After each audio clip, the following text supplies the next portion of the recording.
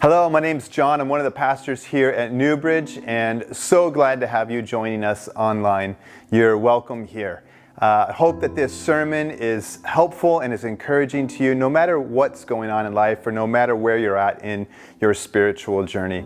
Now, we are no longer live streaming our worship, so you're going to be jumping right into the middle of the service. If you'd like to get an idea of the kind of music that we do here, you can check out some of our older services online, or you can come and join us in person. We'd love to have you here.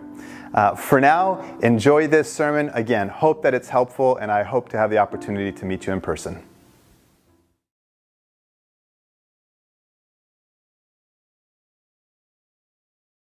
Hope that you're having a good weekend. I'm glad that you're here with us as we open God's Word this morning. I want to start by just having you imagine a couple of scenarios with me, all right? So I want you to imagine that moment that maybe some of you have had before where you get the notification on your phone, it goes off, and you look and it reminds you that like in 2 days you have a dentist appointment, a dental cleaning, right? And you go, oh, shoot, I better start flossing. And so you get going because you know you're going to be asked if you floss. So you get going, you start flossing, and your gums reward you for that by swelling up and bleeding in your mouth. And, so there's that moment when you're in the dental hygienist's chair and doing their thing, cleaning you up and all of that. And of course, then they ask the question, so have you been flossing? And you're like, well, yeah. Because you're thinking, well, technically I have been flossing for 2 days. But they know. All they can do is look and see how swollen your gums are and how difficult it is to get the floss between each tooth. And they know. And in that moment, you're exposed. You haven't been flossing. Let's say you're a high school student and you're going through the semester, and conveniently, some of your friends provide the homework, the answer to the homework for you, and so you're turning the homework in on time, and you're getting the good grades for it, and so your report card or whatever, your progress reports are reflecting that you're nailing it.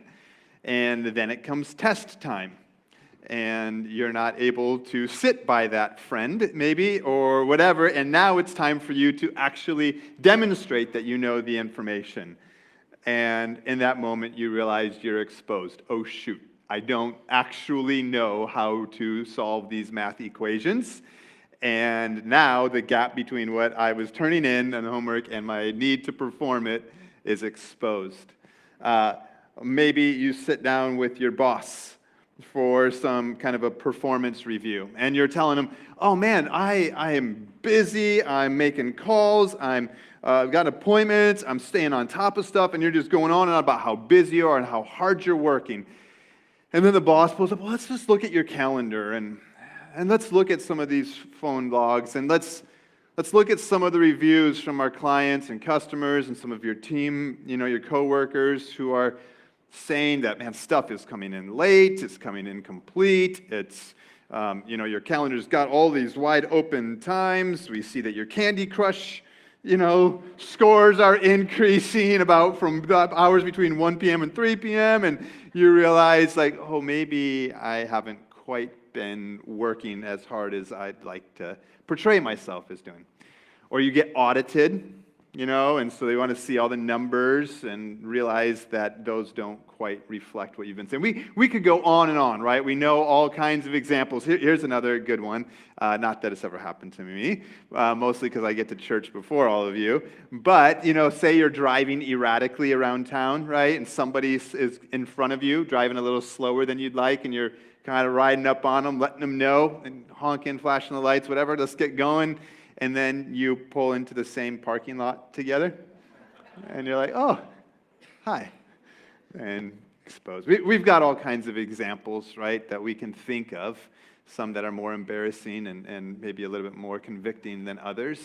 But these are those moments where whatever's happened, we're exposed in that moment. Maybe it's not who you would like to be. Maybe it's not even who you would say you normally are.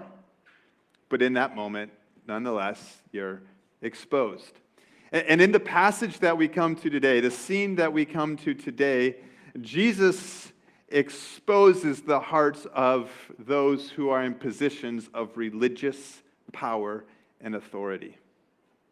And in that, actually, Jesus' heart is also exposed in it. But it's not just an invitation for us to look at what Jesus exposes about them or what we see about Jesus. This will also be an invitation for our hearts to be exposed, because Scripture says that out of the overflow of our hearts, our mouth speaks, and to guard our hearts above all else, because it's the wellspring of life. Everything flows from it. So this is an invitation for us to examine our own hearts, which can be a bit uncomfortable, except for the fact that Jesus already knows, and Jesus already loves us. He's already committed to meeting us where we are, and by His grace, walking with us through His redemption and His plan to restore us and make us into the people that He created us to be in the first place. And so it's safe for Him to expose what's in our hearts.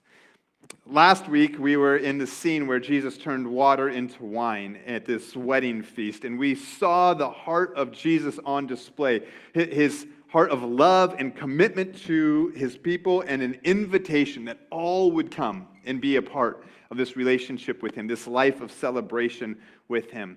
And the scene that immediately follows is a scene where we see a different side of Jesus. His heart and His love is exposed. It's exposed as one that's being zealous, passionate for genuine, authentic worship with Him. One that cuts through all the nonsense and a lot of the corruption and injustice that so often clouds around a relationship with Jesus. These two scenes and these two stories shouldn't be read separate from each other. They shouldn't be read like we're seeing two different Jesuses. One a happy, celebratory one, and one this angry one. We're seeing the heart of Jesus in both. And both are actually the same heart, just in different scenarios of life. So, right after the wedding, Jesus and His mother and His brothers and His disciples go down to Capernaum, and they're there for a few days. And then in the next sentence, John sets up the scene for us of what we're going to be witnessing here. John says, the Jewish Passover was near, and so Jesus went up to Jerusalem. And then he tells us that they were in the temple, that this, whatever's about to happen, is in the temple. So John tells us that our scene is happening in a very important, during a very important time of year, in a very important place or places.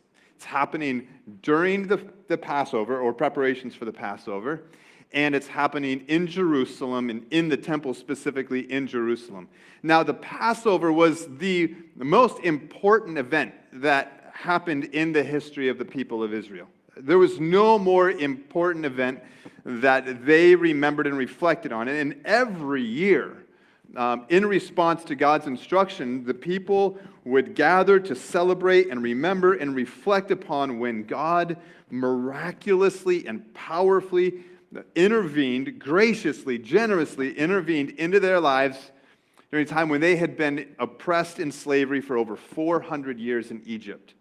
And God comes in and He frees them powerfully, and right before He frees them, He had told them that each family was to take a lamb, a spotless, perfect lamb without blemish, to sacrifice it, take its blood, and put it above the doorpost. And when God's spirit of judgment would come through Egypt, it would pass over any door that had the blood over its door, and it would carry on, and that family, those within there, would be saved. They would be protected and redeemed.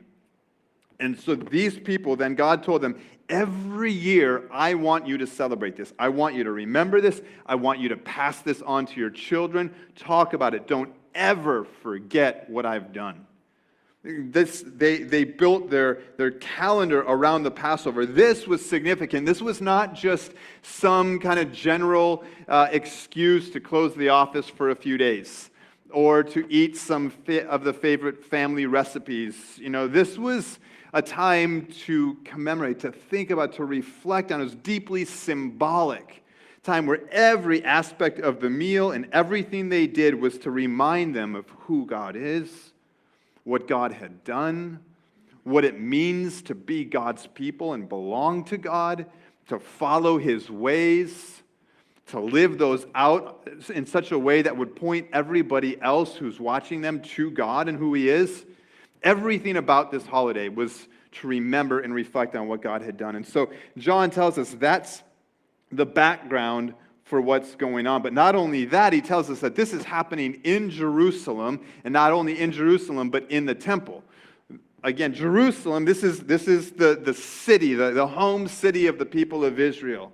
This is their national pride. But not only that, that it's happening in the temple. Now, the temple, there's not a more important place to the people of Israel than the temple. It represents identity, their ability to connect with and worship God, their national pride. After God had freed them from Egypt, he told them to build this kind of portable temple called a tabernacle. And then eventually, when they were in their own land, to build the temple. And he was very specific about how it was to be built and the architecture and the materials to be used in it, the furniture. Again, everything symbolic of who God was, what he had done, what it meant to gather with him, to worship with him. There were very specific, clear, and strict regulations on how you were to gather and worship, what sacrifices could be brought, who could perform the sacrifices, where they could perform them. It was very, very, very serious. And when the temple was destroyed, the people, their hearts were broken. When they were led into exile away from their homeland of the temple, there was brokenness there, not only just because of being out of their land, but their inability to worship with God, to be with God. And so they wanted to get back and to rebuild the temple. It represented so much to them. And King Herod knew that if he wanted to garner some favor with the people, then he could work on building the temple as well. He knew this was meaningful to the people. And so John tells us that what's happening today is happening during the most significant time of year, in the most significant place to the people of Israel. This is a really, really important scene here. And then it says that in the temple, Jesus, found people selling oxen, sheep, and doves. And he also found the money changers sitting there. I find this kind of interesting. You think about it, Jesus walks up to the temple, and you realize that most people at this time didn't know who he was, or they didn't know that he was God in human flesh. They didn't believe that yet, even if they had heard that was maybe some claim or some rumors of that. They didn't know, and yet here Jesus walks up to this temple that was built for the worship of God, him, and he gets to observe what people are doing. It would be kind of like a CEO of a big company, right, coming to a local branch and walking in, and the employees having no idea who this person is, and the CEO being able to just observe what's happening there. And that's what Jesus is doing. So Jesus walks up to the temple, and he's furious. We'll see. He's furious with what he sees. People are selling animals and to be sacrificed. They're exchanging money there. And here's a little bit of what's going on. People would travel from all over to come in to the temple for worship, but certainly during Passover time. And so when those people would travel, some people would travel such far distances that bringing an animal wasn't maybe as convenient. So they would wait till they get there to purchase an animal. Maybe some didn't plan accordingly, and so they're there, and they need to purchase an animal there. And not only that, but the animals, if they did bring an animal, it had to be approved to be sacrificed. It had to be proven, because God had clear instructions. Bring the first and the very best of what you have, without blemish, without defect. So they would come, and there'd be people there who would examine it. And they might say, sorry, doesn't make the cut, not good enough. Let me take that from you. And I'll buy it from you on the cheap. You know, I'm gonna give you a little bit of money for that, but here, I've got a really nice one for you to buy. This one meets the standards. Okay, how much does it cost? Well, highly inflated price. Well, man, how badly do you want to worship God? How badly do you want to please God? Okay, fine. Scrap together the money, and here you go. There were others who, again, traveled and didn't have one, so they would get there, and okay, I need to purchase for the sacrifice, and again, they would find a highly inflated price. These people who were selling animals there had figured out this was a really good business opportunity. They were smart business people, and they're making all kinds of money off of those coming to worship God. Imagine you walking in this morning and you realize, oh, either I don't have a Bible or I forgot my Bible. Forget the fact that you can look it up on your phone. Okay, go back some years. And imagine that our greeters are like, no problem. We've got Bibles right here for you. Oh, phew. Yeah, just $200. You're like, really? Amazon says here for, 25 and I can have it here tomorrow. Well, do you want it now? And this one's better. Okay, $25. Then it comes time for communion. Like, all right, please come gather your communion elements. Come on up front. Now we have individual plans. We have family plans. And if you would like the really good, crackers and the wine, here, you can purchase that here for this price. And you're like, oh, man, I really want to participate in communion, but geez, that kind of seems like a ripoff. Like, well, how badly do you want to participate in communion? And that's a little bit of what's going on here. But on top of that, then you had money exchangers there. So the money exchangers were there because the currency of the day had the face of Caesar on it, right? That's the currency of the Roman Empire. Well, Caesar claimed to be God, and you can't use the currency with Caesar's face on it in the temple. That's to be dedicated to God. And so there was this sense of no, we have our own currency, and so there's an exchange rate. Well, any of you have traveled, you understand the frustration, the complexity with exchange rates. Like, you go there, and especially, say, if it's at the airport, you're probably not going to get as good of exchange rate as if maybe you find some other local bank that maybe you can get a better deal. But you understand that sometimes it's not a one-to-one transaction here. Maybe you've experienced that at Chuck E. Cheese or somewhere else like that. You go and you need certain coinage to be able to participate with what's there. So these people are coming in and they're like, okay, I would like to pay the temple tax, because everybody who's 19 years or older had to pay a temple tax. This was part of how you kept up the temple. It was how you paid the priests and stuff. And so they needed to exchange their money. Well, again, people realized great business opportunity where we can exchange the money, again, but not at a rate that's going to be favorable for you. It's going to be favorable for us. On top of all of that, they set this up in the court of the Gentiles. This was a part that was designated in the temple area where people with a non-Jewish background could come to worship God or to seek God, to examine, to explore what was going on. So they set this up there, making it difficult for anybody who's not Jewish to even come in and function and do their part in pursuing God. So this is all what's going on. And Jesus walks up. This is what he sees. And he is angry, but it tells us that Jesus began to make, with cord, a whip. That tells us that Jesus didn't walk in and just fly off the handle. This wasn't some emotional outburst. This wasn't just Jesus going in and before he could count to 10, cleaning shop. Jesus took some time and began to make a whip. And I don't know how long it takes to make a whip, but he took some time. And he's watching. And he's observing. And what he sees, he knows this is not right. This is not pleasing to God. This is not what God had in mind when he gave instructions for worship at the temple. This is not what it means to worship him. And he's watching this. His heart is breaking. He's angry because he's passionate about worship. Jesus sees their hearts exposed. He sees the religious leaders, that their hearts are exposed. And this is those in power taking advantage of the weak, the powerless. This is a religiosity superseding genuine worship of God.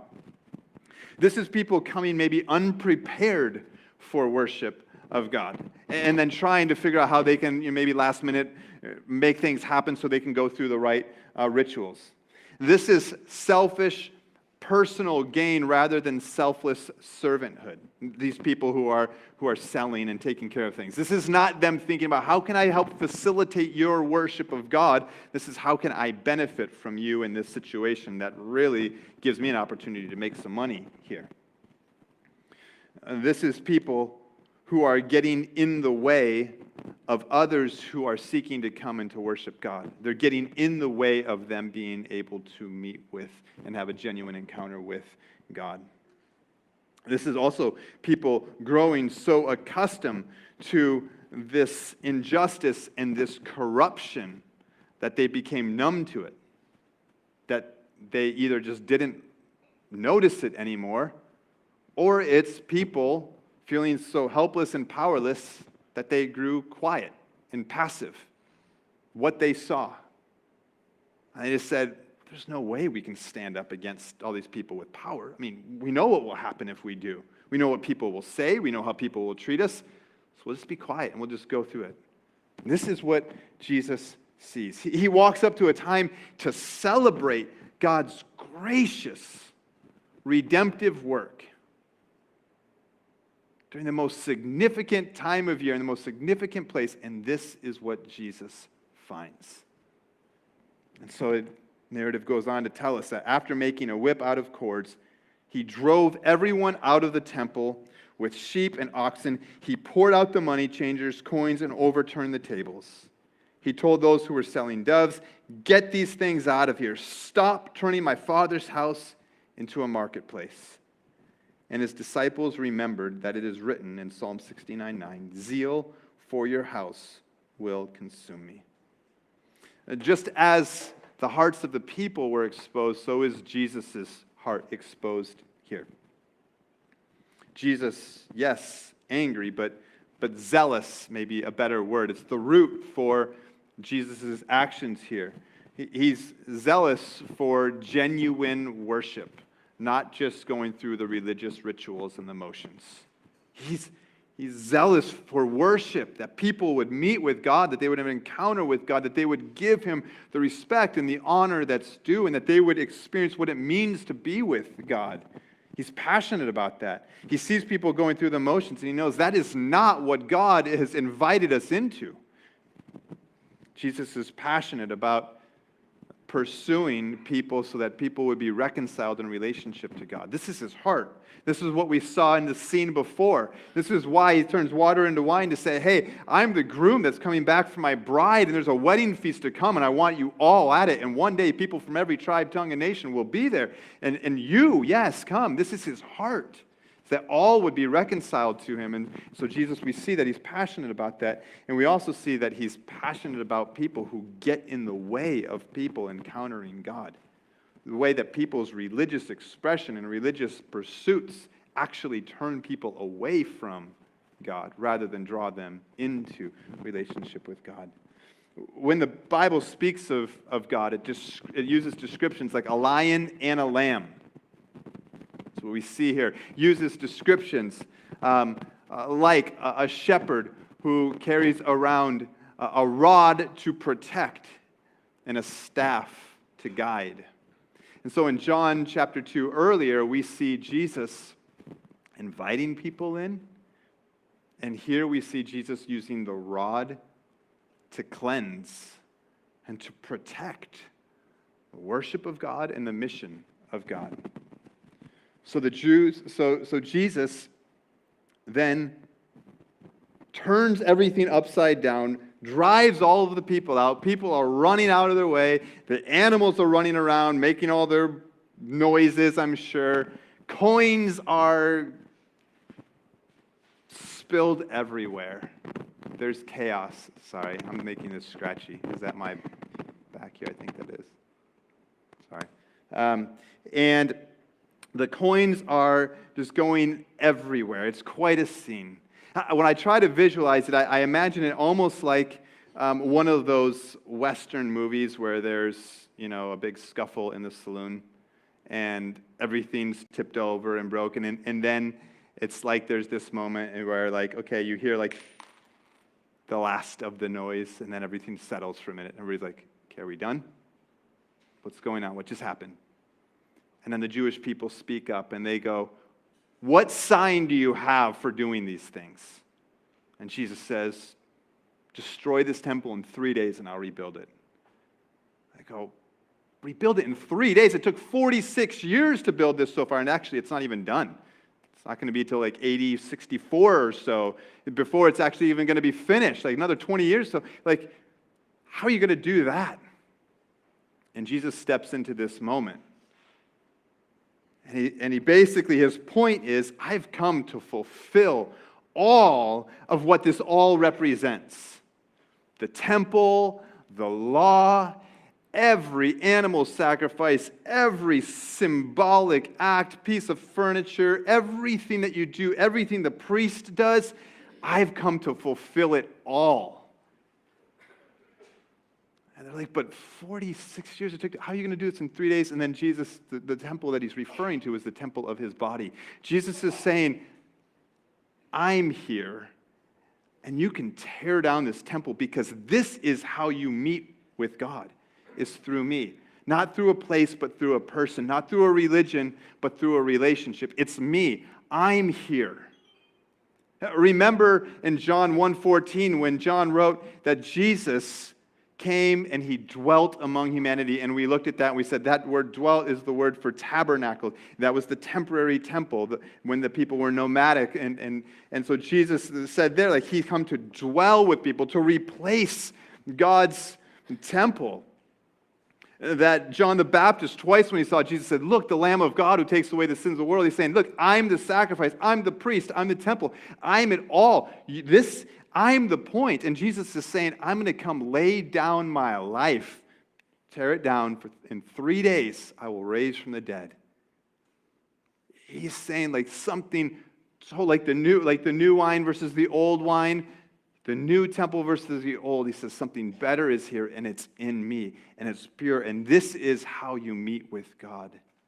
This is what worship means, is to be in relationship with me, to receive who I am and what I've come to do on your behalf. This is what Jesus is all about.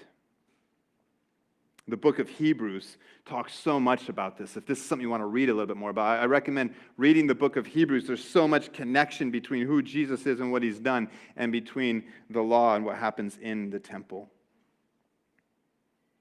And Jesus is saying that the time has come for God to be with you and to make a way for you to be with God.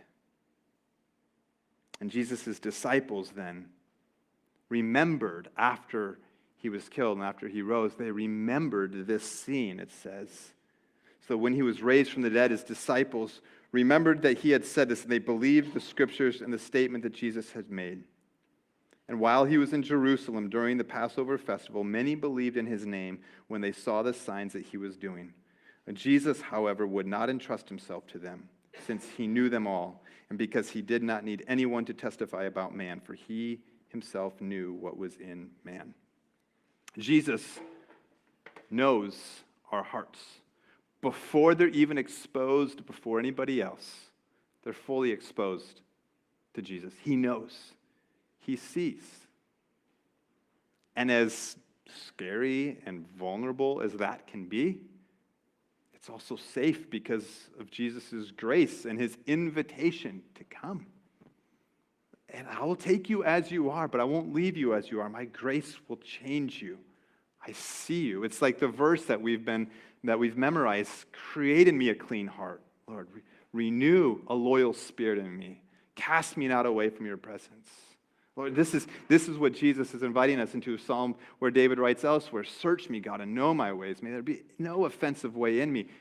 Jesus already says he knows here. And as I've thought on this passage this past week, as I've prayed on this, I've just really, what's come is a lot of challenging questions that God has brought forward that I just want to present to you to reflect on. And that's how I'm going to have us end our time. I've got a number of questions. You'll see them there in the program for us to reflect on.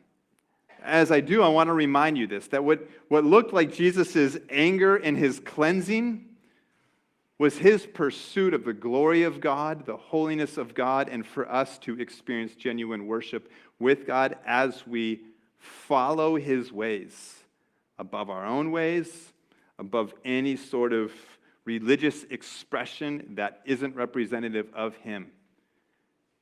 And so while we see that part of Jesus and go, I don't know if I like that part as much as the other, it's his cleansing invitation. So I'm going to ask you some questions that I've been asking myself that are challenging and they're hard. But may you hear Jesus' invitation to cleanse and to draw you closer into him, okay? So here's a couple of questions that I'm going to ask. This first one is kind of an umbrella that a lot of others fall underneath. Imagine Jesus not walking up to the temple, but just walks up to your daily life. And he looks. What would he see? What would he see that is not aligned with the heart and the mission of God? So we saw him walk up to the temple, and he goes, whoa, this isn't right. What would he see if he just walked up to our daily lives and he just observed? So, along with that, here's another one. How can I approach corporate worship more intentionally? Worship, I know, it's daily life.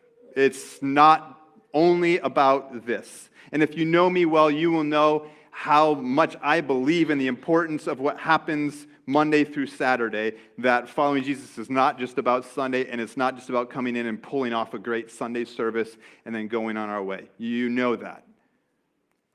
Having said that, our corporate gathering is extremely important and unique. It's different than any other part of our week. It's different than anything else that we can do.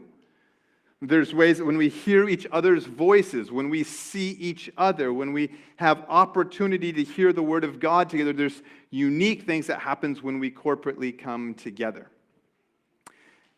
And I know that with those opportunities, there's also challenges. And I just want to ask you, what is your mindset about our gatherings?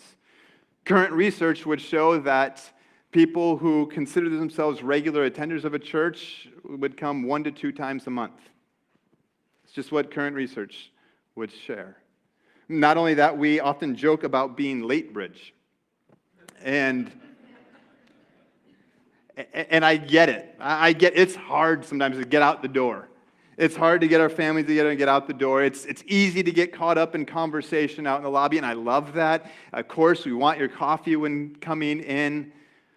But I can't tell you how many times it's come time to start the time of worship. Our first song, and there'll be just a handful, maybe a handful of people in here.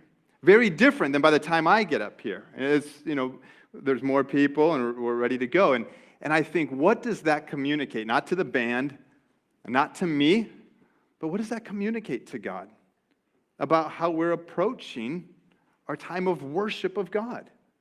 Like, I'll get to it when I get to it. Or there's other things, and I'm hopeful that that's not your thinking. But I just want to challenge you, as I've challenged myself. What does it mean to be a people who would say, I take this time seriously, and I'm going to be ready, like physically, mentally, spiritually, I want to be ready. I had a friend, the Nolly Wacos, recommend a resource that they've been using that I just can point you to that you might find helpful. This is a book by Paul David Tripp, Sundays Matter, and 52 devotionals to read that they read before coming to worship each Sunday. This is a way to try to help get ready for it. But what can we do to be a people who approach our corporate gatherings in a way that reflects, Jesus, we take this time with you seriously? That's a question for you.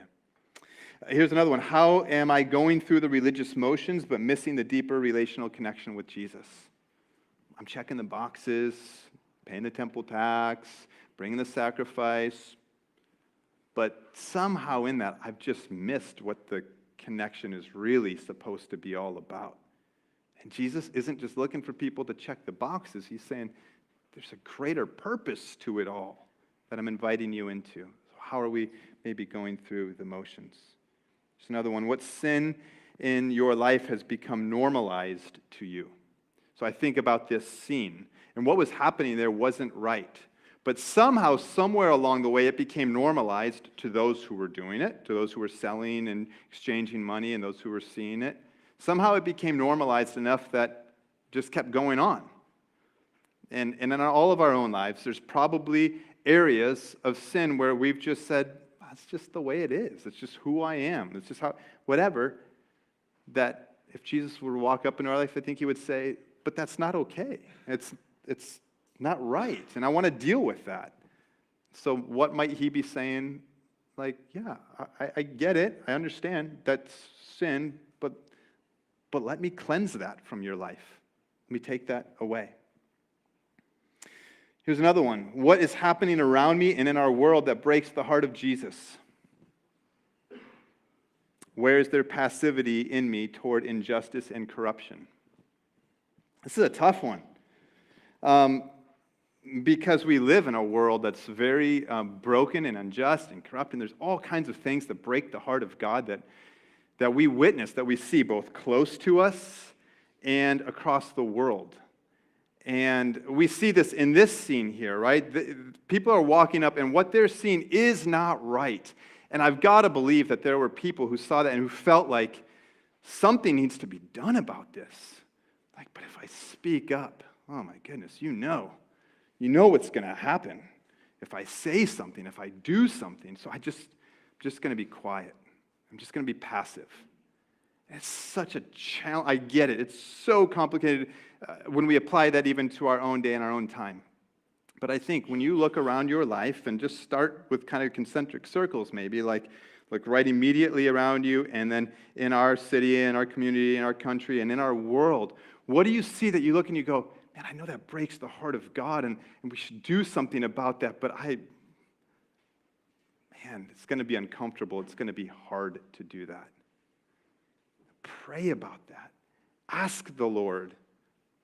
Ask Him to give you courage and wisdom and to give you the ability to represent His heart in how you pursue that. Jesus says in other gospel writers, when they write about this same event, they say that He's zealous because this is His house is to be a house of prayer for the nations. Are we praying for what's happening around the world that breaks the heart of God? Are we listening more to the politicians, more to our political parties, more to what people are posting than we are saying, God, what's your heart about this? And if your heart is that all nations and all peoples would receive your love and your grace, then why do I find myself committed to only certain nations and certain peoples, but not all of them? Can I love the people of Israel and have compassion for the Palestinians in Gaza as well? Can I desire that they would experience God's love and that those innocent people also would be spared? Or am I going to get nailed for saying that?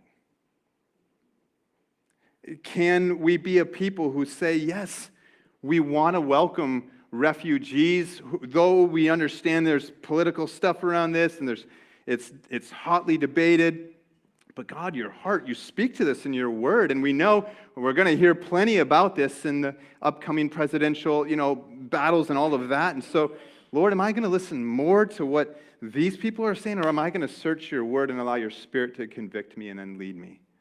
And what am I going to do here, Lord? And will you be the voice that I listen to? Will you be the one that leads me? And not all of these others. And God, would you show me how to do that in a way that reflects your heart? Because here's the last question that I would ask. Are there ways that my expression of faith is an obstacle to others who are seeking to find Jesus?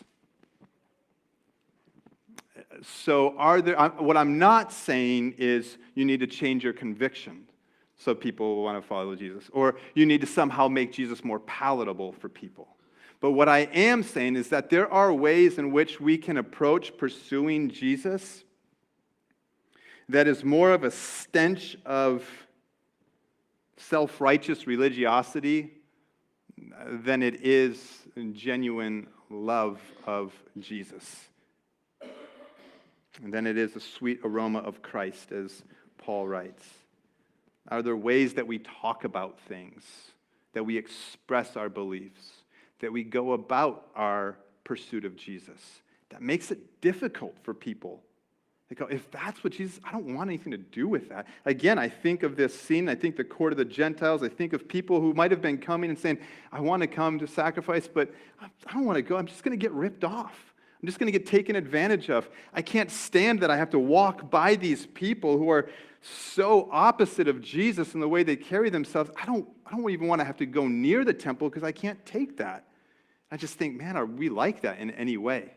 Individually, as a church, and in any way, is that in us? God, would you show me? Are there ways that my pursuit of you actually turns people away from you? help me to both be loving and speak the truth and to know how to do this in a way that's faithful to you and a winsome witness of who you are. There's some hard, challenging questions, but these are ones that come to mind.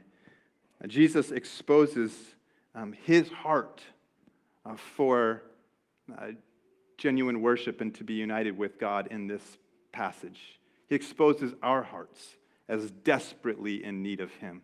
Even religious people, you notice that this was about religious people with the power. So even those who are very familiar with being around God, man, we desperately need him. So each week when we come to communion, that's what we're doing. We're saying, Jesus, we need you, the one who came and fulfilled it all, the one who gave his very body and blood, and who was raised again victorious over all of this to speak into my life, to rescue me, to save me, to pour your grace in me. I let go of everything, my corruption, my injustice, my passivity, my religiosity, my self-righteousness, my self-reliance. I let go of it all to take hold of you, Jesus, because I believe that you're the one who invites and cleanses. And so during this time, I'm going to invite the band to come up, and what I'm going to ask of you, I've asked the band to just give us a minute or two to spend some time in reflection. We've been saying this verse, create in me a clean heart, Lord, and I want to give us an opportunity to ask God to do that in light of whatever his Spirit has revealed in this time.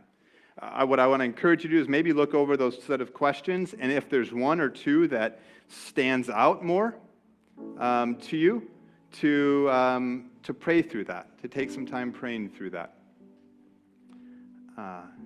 And then to come and get the communion elements, and we'll take them together. I'm going to just remind us of this prayer, this verse, and then again, I want to give you a couple of minutes to reflect on it.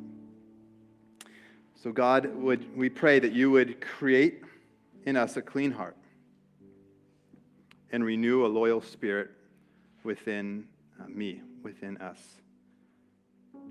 Cast us not away from your presence, and don't take your Holy Spirit from me.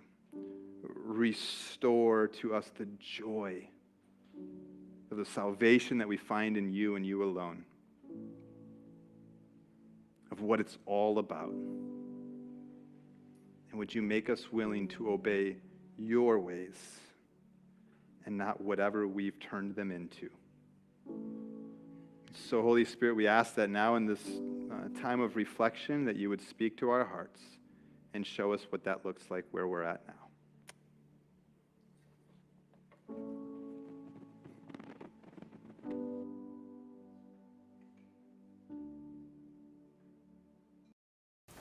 Hey, thanks for joining us this morning for our online sermon.